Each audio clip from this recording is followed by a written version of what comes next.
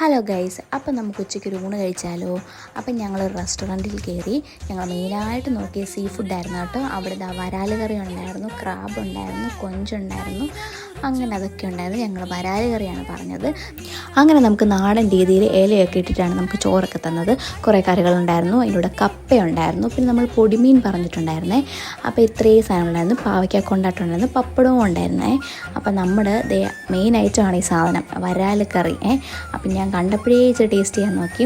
അടിപൊളി സാധനം. നമ്മൾ കോട്ടയംകാരൊക്കെ വെക്കുന്ന ഉപ്പും പുളിയും മുളകും എല്ലാം ചേർന്നിട്ടൊരു സൂപ്പർ ഐറ്റം. അപ്പം നമ്മളുടെ അവസാനത്തെ ഒരു ഭാഗമാണ് ഈ കാണുന്നത്. പിന്നെ നമുക്ക് പായസം ഉണ്ടായിരുന്നു, അടപ്രഥമനായിരുന്നേ. അത് പപ്പടവും ഞാൻ ഈ മീനിൻ്റെ ചാറും കൂടെ കൂട്ടി ഞാൻ കഴിച്ച് സൂപ്പറായിരുന്നു കൈസ്, ഒന്നും പറയില്ല, നല്ല ടേസ്റ്റ് ഉണ്ടായിരുന്നു. പിന്നെ അതേ നമ്മുടെ അവസാനത്തെ ഭാഗമാണ്. നമ്മളെല്ലാം എല്ലും തോലും ആക്കി എല്ലാം കഴിച്ചു.